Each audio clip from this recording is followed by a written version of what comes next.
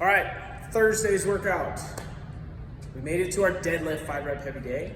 We're gonna have 20 full minutes to build up and give some attempts on our 5 rep heavy. I wanna talk about the difference between touch and go and resetting on our deadlifts, okay?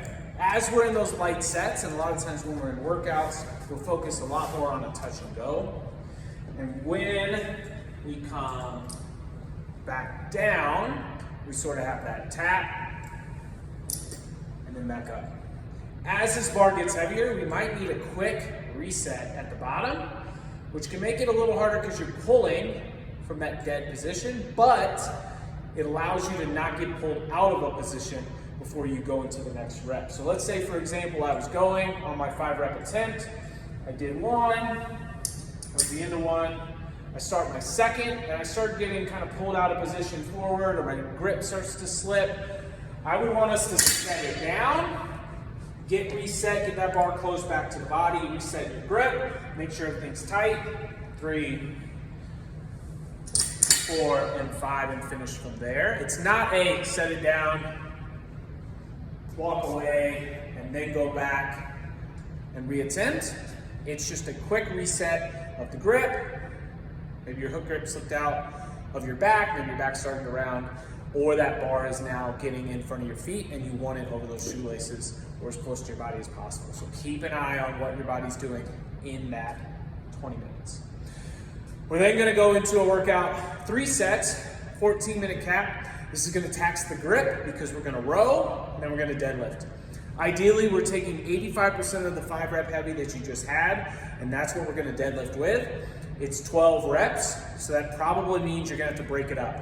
Maybe it's 2 or 3 sets that you're breaking it up, still keeping a good position each time you deadlift. I do wanna talk about the rower, because we really only have those 2 movements today. I wanna talk about our cadence each time we row. A lot of times we get on these rowers, and everybody just wants to sprint as fast as they can, but it's not the most efficient way for us to row. As we get set up, and we go back into our first pull, the goal is to get that fan moving, and a lot of times you can keep that fan moving with a nice strong pull back and a pause, and then as you come back in, control and slow it back, it keeps the fan moving at that pace that you just had. So you first kind of have to start with a few, maybe a little bit quicker, but then once we get that fan moving, big strong pull, it's still moving. 1, 2, big strong pull. 1, 2, big strong pull. There. Notice I'm not leaning all the way back. I'm not going butt first on the way in.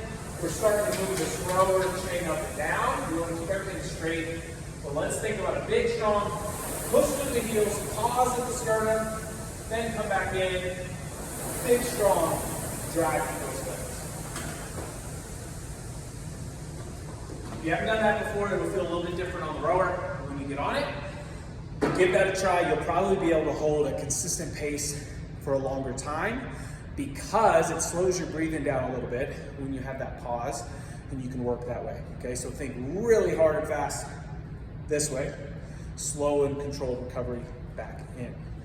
Goal on this is going to be, it's a 14-minute cap. Goal is going to be to finish between 12 and 14 minutes, but it will tax that grip and we'll tax that back a little bit, low on the back side of the body, because both of those movements require that hinge this whole day. So have fun, good luck with those deadlifts. Keep everything nice and strong. We'll see you then.